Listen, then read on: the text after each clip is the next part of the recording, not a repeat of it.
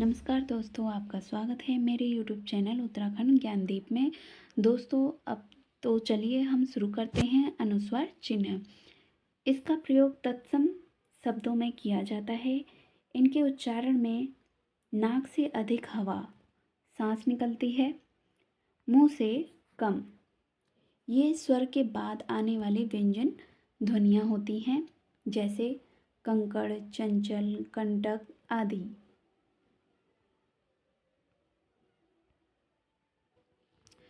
आगे पढ़ते हैं। निर्नुनासिक केवल मुंह से बोले जाने वाले वर्णों या ध्वनि को निर्नुनासिक कहते हैं, जैसे इधर, उधर, अगर, मगर आदि। हम अंक की बिंदु को अनुस्वार कहते हैं और विसर्ग की बिंदु इस तरह से होती है। तो दोस्तों, अंक की बिंदु और आहा की बिंदु, इन दोनों को हम अयोगवाह कहते हैं।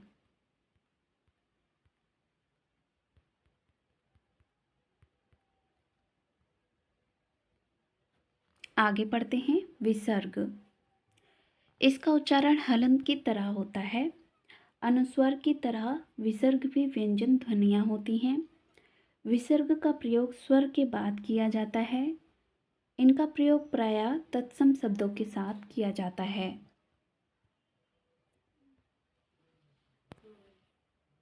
अब पढ़ते हैं हलंत। जब व्यंजन वर्णों का प्रयोग स्वर के बिना यानी कि स्वर रहित किया जाता है, तब व्यंजन वर्णों के नीचे हलंत का प्रयोग किया जाता है। जैसे क, ख, ग, घ, अंग, इन सब के नीचे हलंत का प्रयोग किया गया है। हलंत का चिन्ह एक तिरछी रेखा होती है, जो कि व्यंजन वर्णों के नीचे लगाई जाती है। हलंत का प्रयोग स्वरों के साथ नहीं किया जाता है।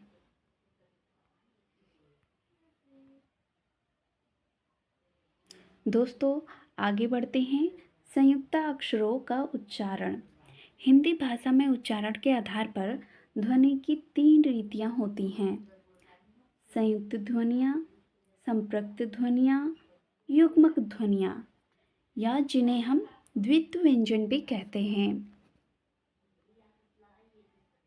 संयुक्त ध्वनि, जब दो या दो से अधिक व्यंजन ध्वनियाँ परस्पर संयुक्त होकर एक ही स्वर के सहारे लिखी या बोली जाए, तो वे संयुक्त ध्वनियाँ कहलाती हैं। जैसे प्राण, घ्राण, म्लान, प्रवाद, क्यारी, क्लांत, ट्रक, ड्राइवर, स्टेशन, प्रकर्ष, व्रण, ब्रह्म आदि संयुक्त ध्वनियाँ हैं। आगे बढ़ते हैं। संपृक्त ध्वनियाँ, जब एक ध्वनि दो व्यंजनों से संयुक्त हो जाए, तो वे ध्वनियाँ संपृक्त ध्वनियाँ कहलाती हैं।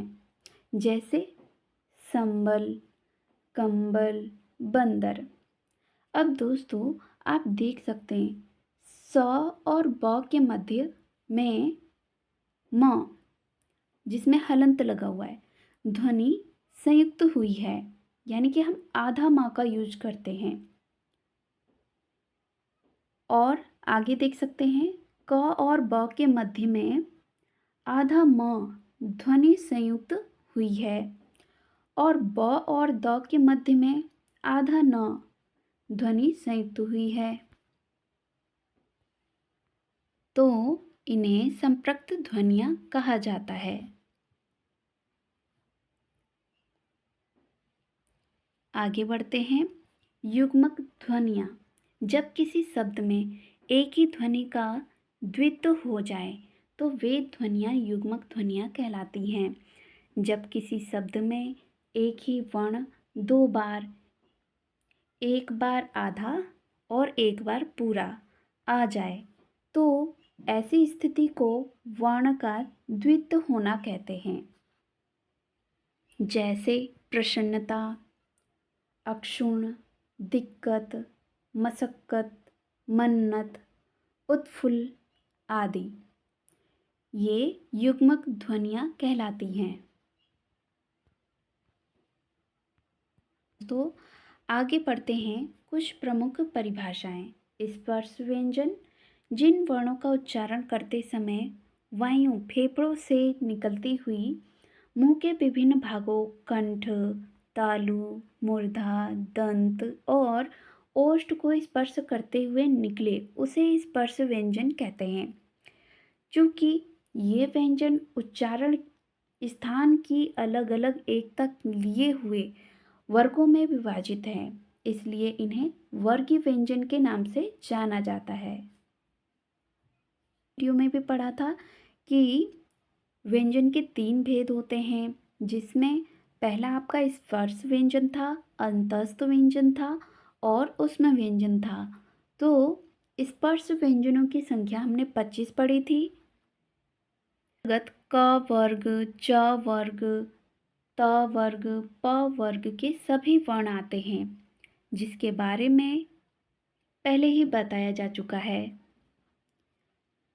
अब आगे पढ़ते हैं संघर्षी व्यंजन या ऊष्म संघर्षी व्यंजन। जिन व्यंजनों के उच्चारण में मुख विवर से निकलने वाली वायु संघर्ष या घर्षण करते हुए निकले उसे संघर्षी व्यंजन कहते हैं। ऊष्म व्यंजन को ही संघर्षी व्यंजन कहते हैं और इनकी संख्या 4 होती है। बड़ा श, पेट कटा श, सपेरा वाला श और ह।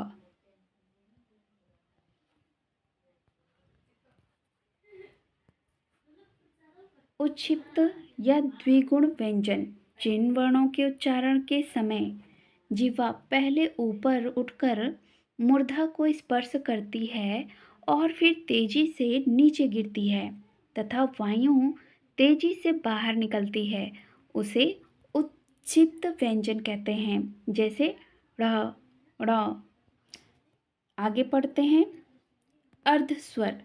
जो ध्वनियाँ कभी स्वर कभी व्यंजन हो उन्हें अर्ध स्वर कहते हैं। दोस्तों, हमने पिछली वीडियो में भी पढ़ा था, अर्ध स्वर के बारे में भी बताया था। य और व को अर्ध स्वर कहते हैं।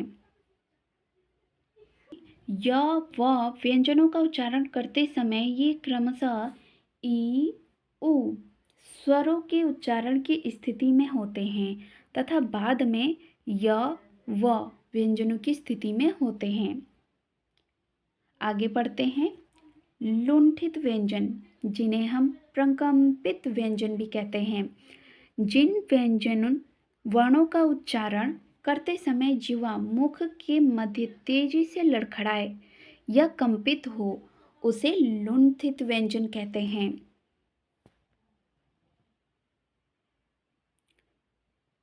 र को लुंठित व्यंजन या प्रकंपित व्यंजन कहते हैं। पार्श्विक व्यंजन जिन व्यंजन वर्णों के उच्चारण में हवा जीभ के पार्श्व बगल से निकल जाए उसे पार्श्विक व्यंजन कहते हैं। ल को पार्श्विक व्यंजन कहते हैं। वर्तस्य व्यंजन जिह्वा की नोक पर जब ऊपर के दांतों की पंक्ति के सामने वाले दांत के ऊपरी हिस्से के संपर्क में आकर वायु के प्रवाह को अवरुद्ध करती है।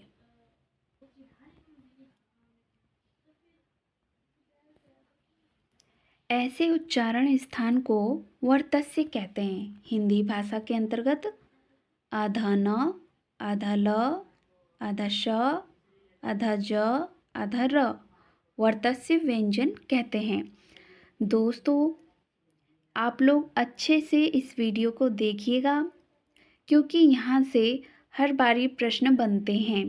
पार्श्विक व्यंजन किसे कहते हैं, वर्तस्य व्यंजन कौन से होते हैं और लुंठित व्यंजन कौन से होते हैं। दोस्तों, मुझसे जितना हो पा रहा है मैं उतना डाटा देने की कोशिश करूँगी और उम्मीद है आप लोगों को पसंद आएगा। दोस्तों, प्लीज़ प्लीज़ प्लीज़ सब्सक्राइब कीजिए, लाइक कीजिए